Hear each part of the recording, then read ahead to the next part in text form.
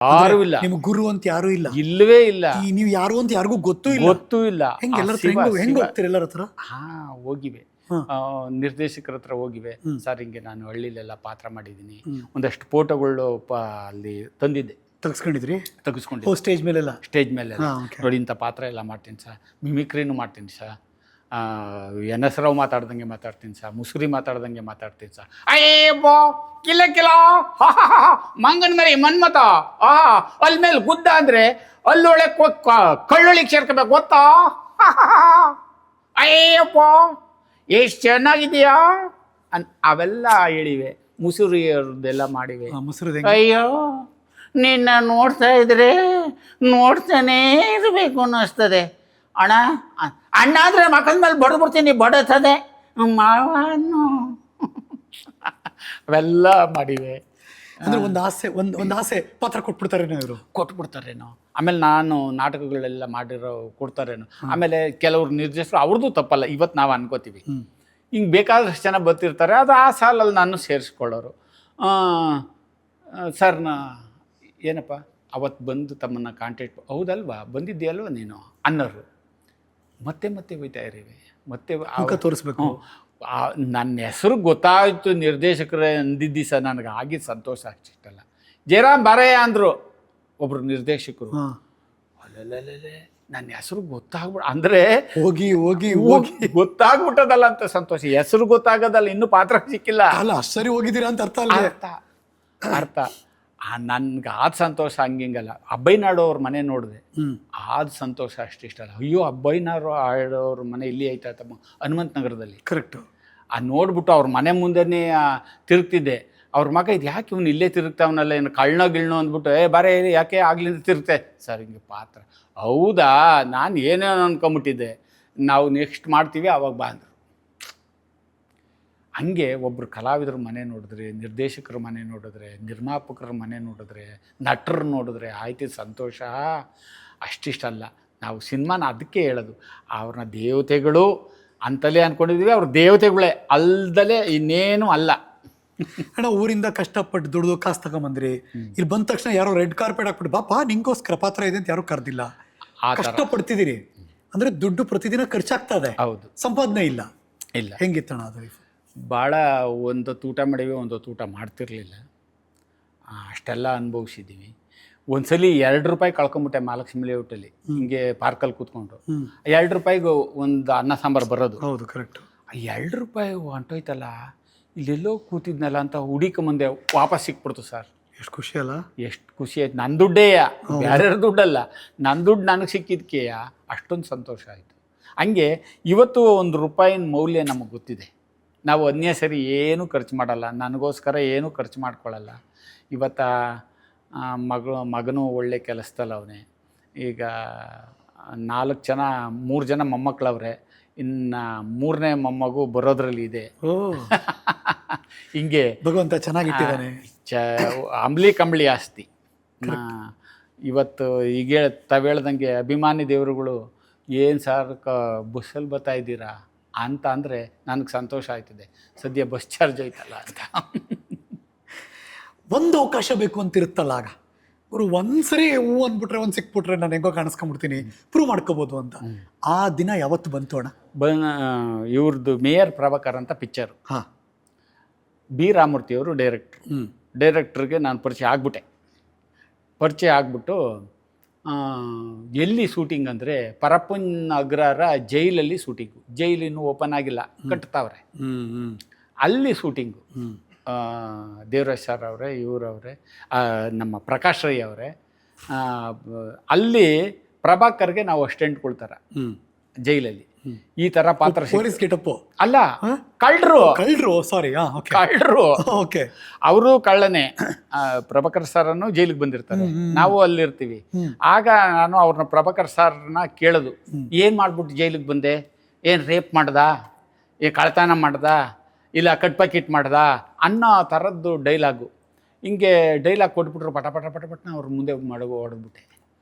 ಡೈರೆಕ್ಟ್ರು ಖುಷಿ ಆಗ್ಬಿಟ್ರು, ಹೀರೋ ಖುಷಿ ಆಗ್ಬಿಟ್ರು, ನಮ್ಮ ಪ್ರಕಾಶ್ ರೈ ಖುಷಿ ಆಗ್ಬಿಟ್ರು. ಒಂದೇ ಟೇಕ್. ಅಲ್ಲಿಂದಲೇ ಸ್ನೇಹ ಶುರುವಾಯಿತು ನಮ್ಮ ಇವ್ರಿಗೆ, ಪ್ರಕಾಶ್ ರೈಗೂ ನನಗೂ. ಓ ಹೌದಾ. ಆಮೇಲೆ ಪ್ರಭಾಕರ್ ಸಾರು ಅಲ್ಲೇ ಬೆಂತಟ್ಬಿಟ್ರು, ಹ್ಮ್. ಶಬಾಷ್ ಅಂತ. ಅಲ್ಲಿಂದ ಶುರುವಾಗಿದ್ದು ಬೆಂತಟ್ಟಿಸ್ಕೊಳ್ಳೋದು, ಅಲ್ಲಿ ಕೈ ಚಪ್ಪಾಳೆ ತಟ್ಟಿಸ್ಕೊಂಡಿದ್ದೆ, ಬೆಂತಟ್ಟಿಸ್ಕೊಳ್ಳೋದು ಇಲ್ಲಿಂದ ಅಣ್ಣಾವ್ರ ತಕಲ್ಲ ಬಂದ್ಬಿಡ್ತು. ಎಲ್ಲೂ ಸೈಕಲ್ ಹೊಡೆದೇ ಇಲ್ಲ ನೀವು? ಸಣ್ಣ ಪುಟ್ಟ ಆಗಿರ್ಬೋದು, ಇಲ್ಲ ಅಂದ್ರೆ ನಾವು ಆ ಥರ ಇಲ್ಲವೇ ಇಲ್ಲ. ನಾವು ಏನು ಸವಿಯ ಸಾಚಿ ಅಂತ ಹೇಳೋಕ್ಕಾಗಲ್ಲ, ಅಲ್ಪ ಸ್ವಲ್ಪ ಆಗಿರುತ್ತೆ. ಹಂಗೇನಾರು ಆದಾಗ ನಮ್ಮ ಜಗ್ಗೇಶ್ ಅಣ್ಣ ಕಂಡುಬಿಟ್ಬಿಡೋರು, ಅದಾರ್ಧ ಭಯ ಆಗ್ಬಿಡೋದು ನಮಗೆ. ಅಂದರೆ ಟೇಕ್ ಓಕೆ ಮಾಡಲಿವಲ್ಲ ಅಂತ ಅವರು ಮನ್ನ ಅದರಲ್ಲಿ ಒಂದು ಅಂದ್ರೆ 2, ಒಂದು ಅಂದ್ರೆ 4 ಅನ್ನೋರು. ನಾವು ಹೇಳಿದ್ದಂಗೆ ಹೇಳಲ್ಲ ಅಂದರೆ ನಮ್ಗೆ ಅರ್ಧ ಅಲ್ಲೇ ಭಯ ಆಗ್ಬಿಡೋದು. ಹಾಗಾಗಿ ನಮ್ಮನ್ನು ಕರೀತಿದ್ದೇ ಅದಕ್ಕೋಸ್ಕರ, ಇವರೆಲ್ಲೂ ರೀಲ್ ತಿನ್ನಲ್ಲ ಅಂತ. ಆಗ ಈಗೆಲ್ಲ ಚಿಪ್ ಕಾಲ ಅಲ್ಲ, ಅವಾಗ ರೀಲ್ ಕಾಲ. ರೀಲ್ ಹೋಗ್ಬಿಟ್ರೆ ಪ್ರೊಡ್ಯೂಸರ್ಗೆ ಅಷ್ಟೆಲ್ಲ ಸರ್. ಈ ಊಟ ಬಡಿಸೋರು, ಏನಕ್ಕೆ ಊಟ ಬಡಿಸೋರು ಏನನ್ನಾರು ಗೊತ್ತಾ? ನಾವೇನಾರ ಅಲ್ಲ, ಊಟ ಬಡಿಸೋರು ಭಟ್ರುಗಳು ಏನನ್ನಾರು ಗೊತ್ತಾ? ನೋಡೋ 2 ಇಡ್ಲಿ ಹೆಚ್ಚಾಗಿ ತಿಂದ್ಬಿಡು, ಅಲ್ಲಿ ಹೋಗಿ ರೀಲ್ ಗೀಲ್ ತಿನ್ಬೇಡ ಅನ್ನೋರು. ಅಷ್ಟು ಕಿಮ್ಮತ್ತಿತ್ತು. ಇವಾಗ ಹಂಗಂದ್ರೆ ಬಿಡ್ತಾರ?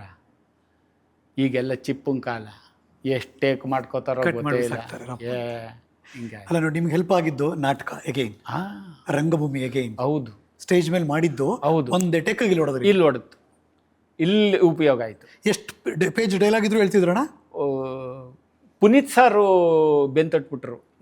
ನನ್ನ ಕೈಲಿ ಇಷ್ಟು ಹೇಳೋಕ್ಕಾಗಲ್ಲ ಕಣೋ ಅಂದರು. ನಾನೇ ಅದಕ್ಕಂದು ಏನಂದೆ ಗೊತ್ತಾ?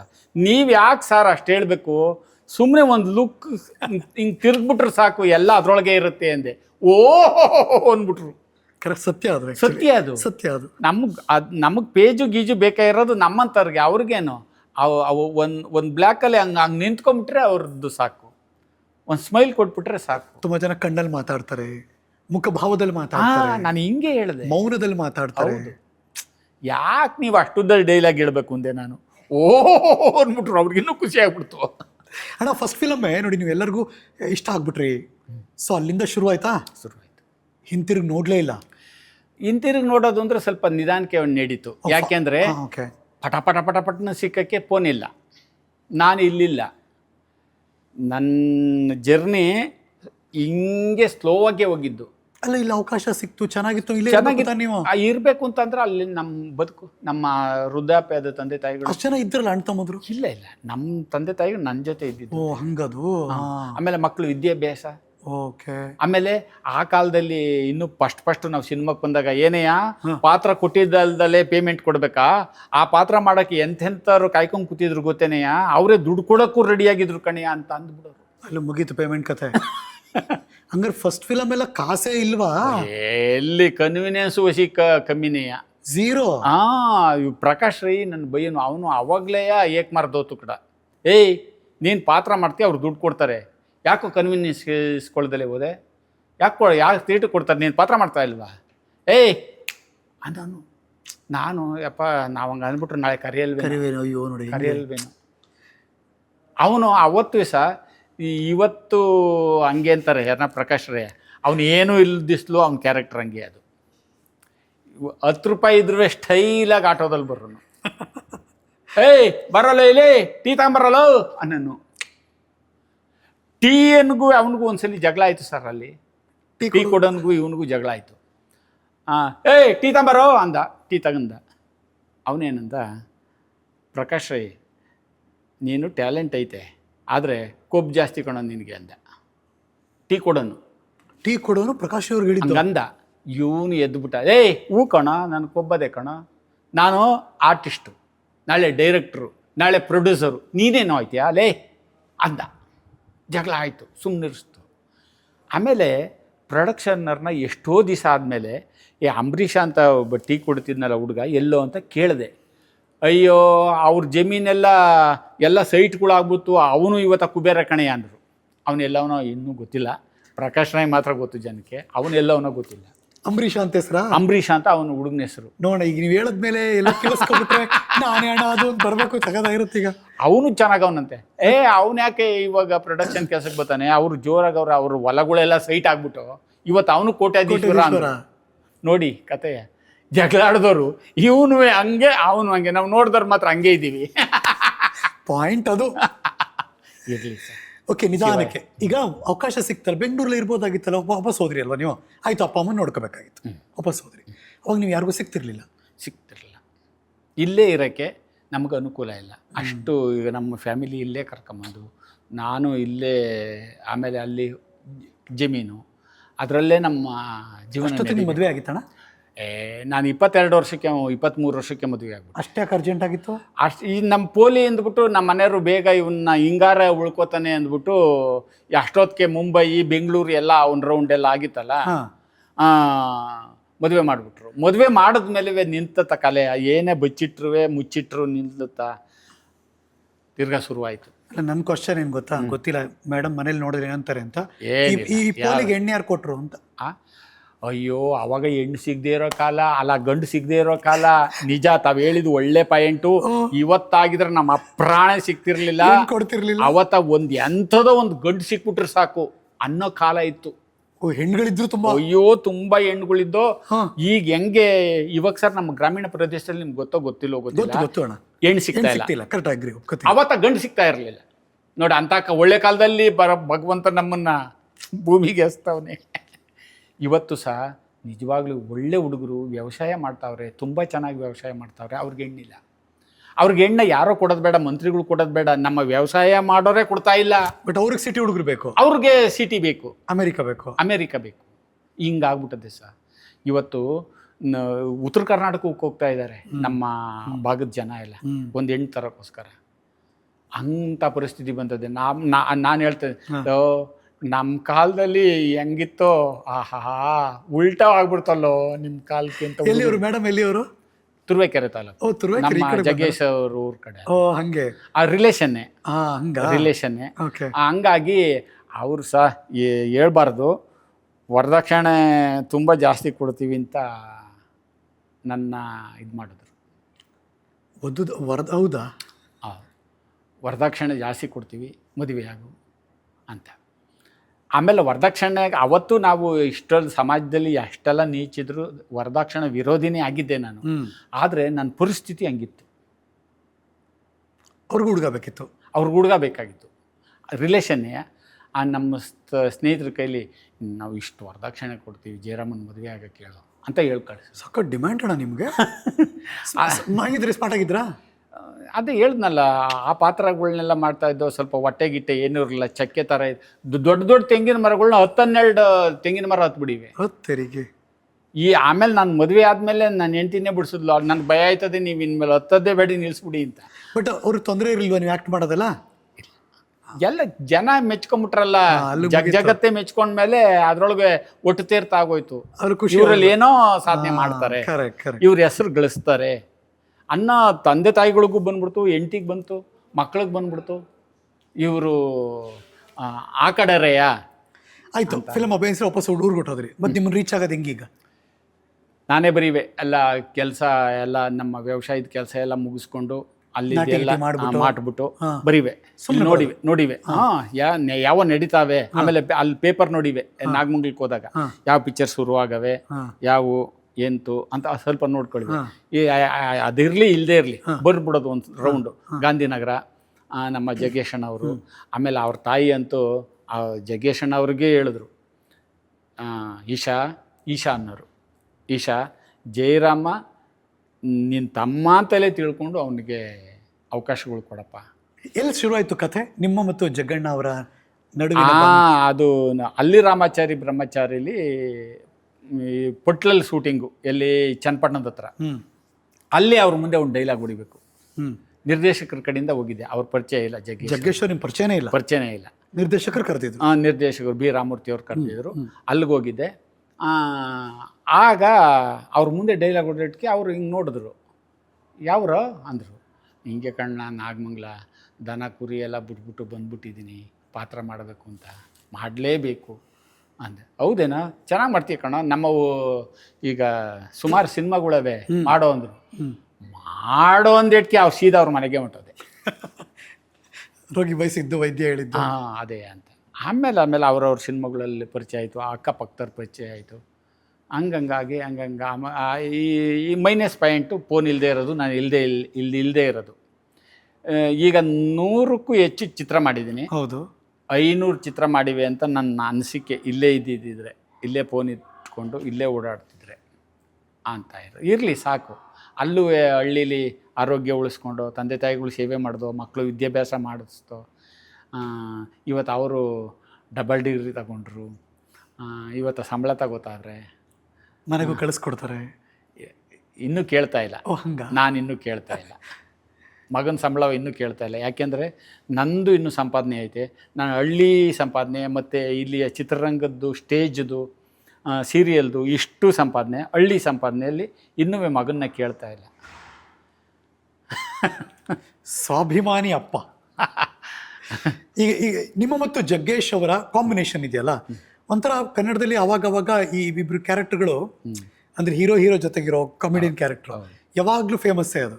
ಸೊ ನಿಮ್ಮಿಬ್ರದ್ದು ಒಂದು ಕಾಲ್ಗಟ್ಟ ಏನೋ 10 ವರ್ಷ ಆಳ್ಬಿಟ್ರಿ ನೀವಿಬ್ರು. ಅವರವೇ ಒಂದು 25 ಸಿನಿಮಾ ಮಾಡಿರ್ಬೋದು. ಹೇಳಿದ್ದು 10 ವರ್ಷ ಆಳ್ಬಿಟ್ರಿ ನೀವಿಬ್ರು ಕೂಡ. ನೀವಿಬ್ರು ಕಾಂಬಿನೇಷನ್ ಬಂದ್ರೆ ಮಜಾ ಫಿಕ್ಸ್ ಗುರು. ಹೌದು. ಕೊಟ್ಟಿದ್ದ ಕಾಸಿಗೆ ನಮ್ಗೆ ಮೋಸ ಇಲ್ಲ. ಹೌದು. ಹೆಂಗಿತ್ತು ಅವರ ಗರಡಿ ಹೇಗಿತ್ತು ಅಲ್ಲಿ? ಅವ್ರು ಇವತ್ತು ಅಷ್ಟೇ, ನಾಳೆನೂ ಅಷ್ಟೇ. ಅಲ್ಲಿ ಅವರ ಶೂಟಿಂಗ್ ಇರಲಿ ಇಲ್ಲದೆ ಇರಲಿ, ಜೊತೆಗೆ ಹೋಗ್ಬಿಟ್ರೆ ಅಲ್ಲಿ ಹಾಸ್ಯ, ಸಂತೋಷ ಎಲ್ಲ ಇರೋದು. ಅಂಥದ್ರಲ್ಲಿ ಪಾತ್ರ ಮಾಡುವಾಗ ಇದು ಹಿಂಗಿರ್ಬೇಕು ಅಂತ ಹೇಳ್ಬಿಡೋರು. ಹಂಗಂಗೆ ಬರೋವು, ಹಂಗಂಗೆ ಮಾಡೋವು. ನಮ್ಮನ್ನ ಆಸ್ಥಾನದ ಕವಿಗಳು ಅಂತಲೇ ಹೆಸರು ಕಟ್ಬಿಟ್ಟಿದ್ರು. ಓ, ಜಗ್ಗೇಶ್ ಅವರ ಸಿನಿಮಾದ ಆಸ್ಥಾನ ಕವಿಗಳು ಇವರು ಅಂತ. ಯಾರು ಫಿಕ್ಸು? ನಾನು, ನಮ್ಮ ವೆಂಕಟೇಶ್ ಅವರು ಸ್ವಲ್ಪ ವಿಲನ್ ಥರ ಮಾಡೋರು. ಹೌದು, ಕಿಲ್ಲರ್ ವೆಂಕಟೇಶ್. ನಾನು ಹಾಸ್ಯಕ್ಕೆ ಅವ್ರ ಜೊತೆ ಯಾವಾಗಲೂ ಜೊತೆ ಹಾಕೊಳ್ಳೋದು. ಹೋಟ್ಲು ಸೀನ್ ಇದ್ದರೆ ಅವ್ರ ಜೊತೆಗೆ ಹಾಕೊಳ್ಳೋರು. ಇನ್ನು ಪೊಲೀಸ್ ಇದ್ದರೆ ಅವ್ರನ್ನ ಹಿಡಿಯೋದು, ಆ ಥರದ್ದೆಲ್ಲ ಹಾಕೊಳ್ಳೋರು.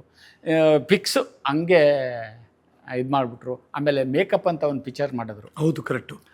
ಇವರು ಸಂಗೀತಂ ಶ್ರೀನಿವಾಸರಾವು ಡೈರೆಕ್ಟ್ರು. ಅವ್ರಿಗೆ ಪರಿಚಯ ಮಾಡಿಸಿದ್ರು. ಸರ್, ಇವನು ಹಳ್ಳಿ ಕಲಾವಿದ, ತುಂಬ ಸ್ಟೇಜ್ಗಳಲ್ಲೆಲ್ಲ ಮಾಡ್ತಾನೆ, ಈಗಲೂ ಮಾಡ್ತಿರ್ತಾನೆ ಅಂತ. ಹೌದಾ ಅಂದ್ಬಿಟ್ಟು ನಮ್ಮ ಪವಿತ್ರ ಲೋಕೇಶ್ ಅವರ ಪೇರು ಅಂಥ ಪಾತ್ರ ಹಾಕಿದ್ರು. ಆಮೇಲೆ ಜಗ್ಗೇಶ್ ಅಣ್ಣ ಅವರು ನನಗೆ ಒಳ್ಳೆ ಹೀರೋಯಿನ್ ಪಕ್ಕ ನಿಂತ್ಕೋತಾನೆ, ಚೆನ್ನಾಗಿ ಮೇಕಪ್ ಮಾಡ್ರು ಇವನಿಗೆ ಅಂತ ಹೇಳಿದ್ರು. ನೋಡಿ, ಮೇಕಪ್ ಸಹಿತ ಹೇಳವ್ರೆ, ಮಾಡಿಸವ್ರೆ. ಅದು ನಮಗೆ ಎಲ್ಲಿಲ್ಲದ ಖುಷಿ. ಎಷ್ಟು ವೆರೈಟಿ ಪಾತ್ರಗಳು ಅಣ್ಣ ಅದು.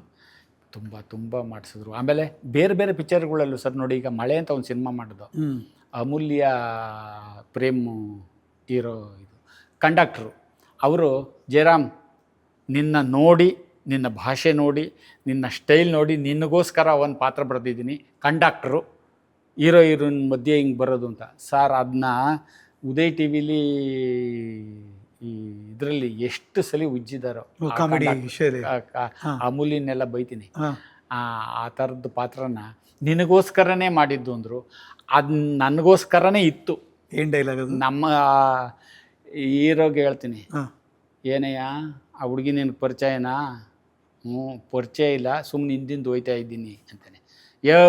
ನಾವೇ ಒಂದು ಹುಡುಗಿ ಹಿಂದೆ ಹೋಗಿ ಮಳೇಲಿ ನೆಂದು ಏನೋ ಜ್ವರ ಬಂದು ನೋಡು, ಕಲೆಕ್ಟ್ರ್ ಆಗಬೇಕಾಗಿದ್ದನು ಕಂಡಕ್ಟ್ರ್ ಆಗಿದ್ದೀನಿ, ನನ್ನ ಅನುಭವದ ಮಾತು ಹೇಳ್ತೀನಿ, ನೀನು ಹೊಸಿ ಹಿಂದೆ ಮುಂದೆ ನೋಡ್ಕೊಂಡು ಮಾಡು, ಲವ್ವ ಕಣೆಯ ಅಂತೀನಿ.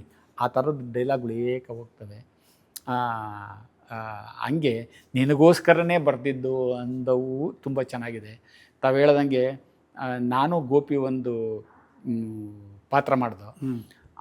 ಅದು ಪಿಕ್ಚರ್ ಓಡಿಲ್ಲ. ಆ ಸೀನು ಎಷ್ಟು ತಾವು ಹೇಳ್ದಂಗೆ ಅದೇ ಮಿಲಿನ್ ಅಂತಿರಲ್ಲ, ಅದಾಗಿದೆ ಅಂತೆ. ಅವ್ರು ಬಂದು ಹೇಳ್ತಾರೆ, ಅದು ನನಗೆ ಗೊತ್ತಿರಲ್ಲ. 1 ಮಿಲಿಯನ್ ಅಂದರೆ ಎಷ್ಟು ಲಕ್ಷ ಅಂತ ಗೊತ್ತಾ? 1 ಲಕ್ಷನೇನೋ 10 ಲಕ್ಷ. ಅದೆಷ್ಟೋ ಮಿಲಿಯನ್ ಓಡೋದು ಕಣಯ್ಯ, ಅಷ್ಟು ಜನ ನೋಡವ್ರೆ ಅಂತ ಹೇಳ್ತಾರೆ. ಸಂತೋಷ, ಜನಕ್ಕೋಸ್ಕರನೇ ನಾವು ಮಾಡಿದ್ದು, ಅಲ್ಲಿಗೆ ತಲುಪಿದ್ವಲ್ಲ, ಸಾಕು ಬಿಡಪ್ಪ ಅನ್ನೋದು. ನೋಡಿ, ನೀವು ಪ್ರತಿ ಸಿನಿಮಾದ ಡೈಲಾಗ್ ಟು ಡೈಲಾಗ್ ಹೆಂಗಣ ನೆನ್ಪಿಟ್ಕೊಂಡಿರ್ತೀರ ನೀವು? ಏನೋ ಅದೇ ಬದುಕು, ಅದೇ ಕಲೆ, ಅದೇ ವಿಚಾರ. ಇಂಥ ಡೈಲಾಗು ಅಂದರೆ ಹಿಂಗೆ ಹೊಡ್ಬಿಡ್ತೀರಪ್ಪ ಅಂತ. ಆಮೇಲೆ ಈಗಲೂ ಸಿನಿಮಾ ನೋಡಿದೆ ಅಂತಾರೆ. ರಾತ್ರಿ ನೀನು ಸಿನಿಮಾ ಬಂದಿತ್ಕೊಳೋ ನೋಡಿದೆ ಅಂತಾರೆ. ಯಾವ ಡೈಲಾಗ್ ಹೇಳು? ಅವ್ರ ಸಿನಿಮಾ ಹೆಸರು ಮರ್ತ್ಬಿಟ್ಟಿರ್ತಾರೆ. ಯಾವ ಡೈಲಾಗ್ ಹೇಳು ಅಂದೇಟ್ಗೆ ನನಗೆ ಗೊತ್ತಾಯ್ತದೆ, ಓಹೋ ಇಂಥ ಸಿನಿಮಾದ್ದೆಯಾ ಅಂತ ಎಲ್ಲ ಶಿವಮಯ್ಯ ಸರ್. ಅವಾಗ ನಿಮಗೆ ಆಯ್ಕೆಗಳು ಅಂತಂದರೆ ನಾನು ಈ ಸಿನಿಮಾ ಈಗ ಇತ್ತೀಚೆಗೆ ಹೆಂಗೆ ಅಂದರೆ ಆಮೇಲೆ ಸಿನಿಮಾಗಳು ಸಿನಿಮಾದಲ್ಲಿ ನಮ್ಮ ಪಾತ್ರ ಏನು, ಪಾತ್ರಕ್ಕೆ ಎಷ್ಟು ತೂಕ ಇದೆ, ನಾ ಎಷ್ಟು ಸರಿ ಕಾಣಿಸ್ಕೊತೀನಿ, ಇದೆಲ್ಲ ಏನೋ ನೋಡೋ ಸೀನೇ ಇಲ್ವಾ? ಈಗಲೂ ಗೊತ್ತಿಲ್ಲ, ಮುಂದಕ್ಕೂ ಗೊತ್ತಾಗಲ್ಲ ಅದು ನನಗೆ. ಸರ್ ಪಾತ್ರ ಅದೇ ಅಂತ ಕರೀತಾರೆ, ಆಯ್ತು ಸರ್, ಯಾರ ಜೊತೆ ಅಂತಲೂ ಕೇಳಲ್ಲ, ಯಾರ ಡೈರೆಕ್ಟ್ರು ಅಂತಲೂ ಕೇಳಲ್ಲ. ಸರ್ ಇತ್ತೀಚೆಗೆ ಕೇಳ್ತೀನಿ ಅದನ್ನ, ನಮ್ಮದು ಏನಾರ ಸಂಭಾವನೆ ಹೇಳಿ ಸರ್ ಅಂತ, ಡೇಟು ರೇಟು. ಓಕೆ, ಇವಾಗ ಅಲ್ಲಿಗೆ ಬಂದಿದ್ದೀವಿ. ನನ್ನ ಪ್ರಕಾರ ಅದು ಸಂಕೋಚದಲ್ಲೇ ಕೇಳ್ತೀರೇನೋ? ಅದು ಏನು ಡಿಮ್ಯಾಂಡ್ ಇಲ್ಲ, ಗೊತ್ತಲ್ಲಿ ಕೇಳಲ್ಲ. ಇಲ್ಲ ಸರ್, ಅದೇ ಇಲ್ಲ ಒಂದು ಇಷ್ಟು ಕೊಡ್ತೀವಿ ವಾರಪ್ಪ, ಓದ್ಸಲಿ ಕೊಟ್ಟಿದ್ವಲಯ್ಯ ಅಂತಾರೆ. ಸರ್ ಓದ್ಸಲಿ ಇದ್ದಂಗೆ ಐತ ಸಾ, ಈಗೆಲ್ಲ ಬಸ್ ಚಾರ್ಜ್ ಜಾಸ್ತಿ ಅಲ್ವಾ ಸಾ, ಎಲ್ಲ ಖರ್ಚು ಜಾಸ್ತಿ ಅಲ್ವಾ ಸಾ, ಇನ್ನು ಆಯ್ತು ಬಾರಯ್ಯ ಅಂತಾರೆ. ಹಿಂಗೆ ಅನುತನಲ್ಲೇ ಹೋಗ್ತಾ ಇದೆ. ಎಷ್ಟೊಂದು ಗೊತ್ತಿಲ್ಲ, ಸೇರಿಸ್ಕೊಡ್ಬೇಕಷ್ಟೇ, ಅಷ್ಟೇ ಅಷ್ಟೇ ಅಷ್ಟೇ, ಹಿಂಗೆ ನಡ್ಕೊಂಡು ಹೋಗ್ತಾ ಇದೆ. ಶಿವ ಸಾಕ್ತಾ ಇದೆ, ಎಲ್ಲಾರ್ದು ನಡೀತದೆ, ನಮ್ಮದು ನಡೀತದೆ. ಈಗ ಹೇಳ್ದಂಗೆ ಆ ಕಾಲದಲ್ಲಿ ಏನೂ ಇಲ್ಲದ ಕಾಲದಕ್ಕಿಂತ ಇಷ್ಟೆಲ್ಲ ಶಿವ ಕೊಟ್ಟವನೇ ಅಂದರೆ ಅವನ ಕೃಪೆ ತಾನೆ.